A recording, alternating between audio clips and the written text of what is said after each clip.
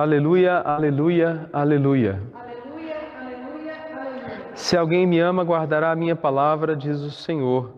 Meu Pai o amará e faremos nele nossa morada. Aleluia, aleluia, aleluia. O Senhor esteja convosco. Ele está no meio de nós. Evangelho de nosso Senhor Jesus Cristo, segundo São Marcos. Glória a vós, Senhor.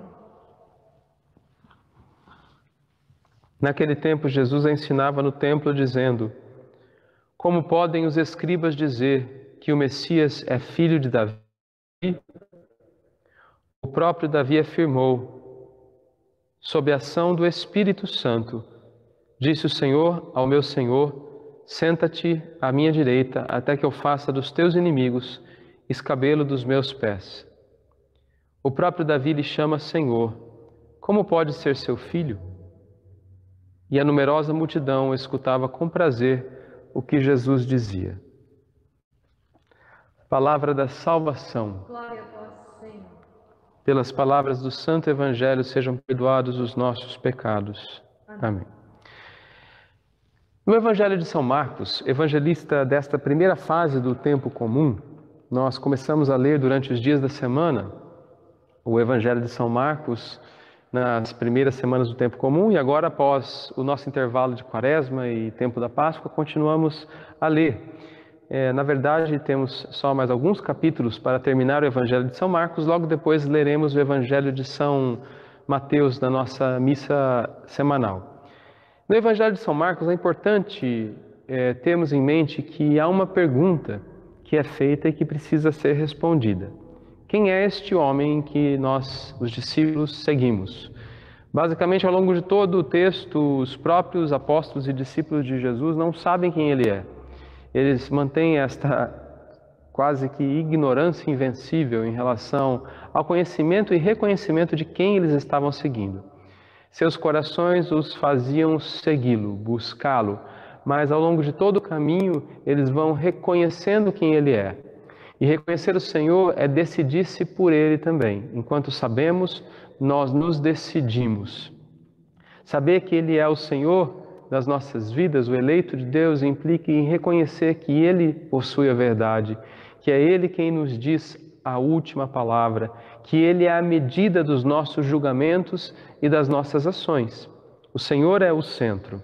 Quando Ele explica aos que estavam no templo sobre si, sobre aquilo que os escribas diziam, que o Messias, o que viria, o ungido de Deus, seria filho de Davi ou da descendência de Davi, como Jesus foi da descendência de Davi.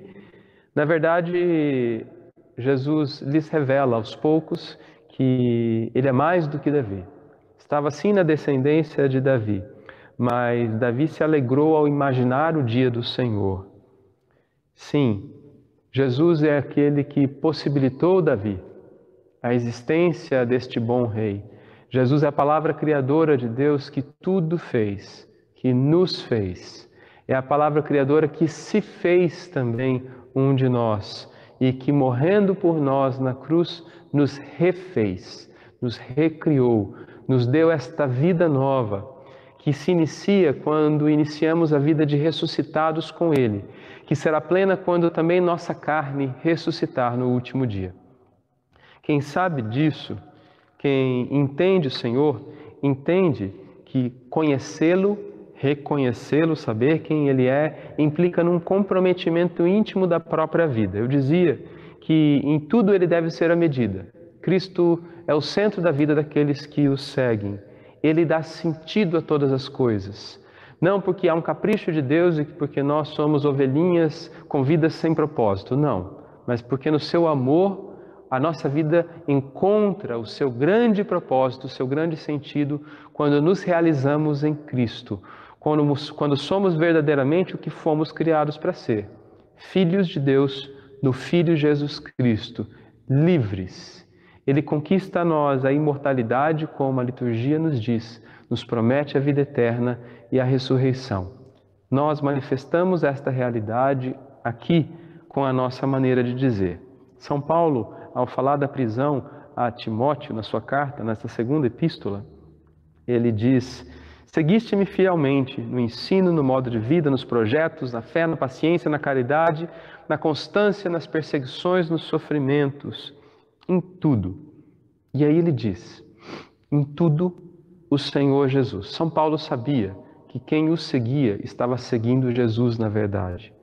É fundamental que nos lembremos disso e que saibamos que nesta vida nós também, como discípulos, caminhamos neste nosso processo de conversão para descobrir de fato quem é Jesus. Não pensemos que sabemos quem é Ele. Não é porque participamos da missa, não é porque somos batizados, que de fato sabemos quem é Jesus. Não. Nossas vidas, a conversão pessoal, a mudança das nossas atitudes, do nosso coração, o modo como enxergamos o nosso próximo é que vai mostrar se de fato o conhecemos ou não.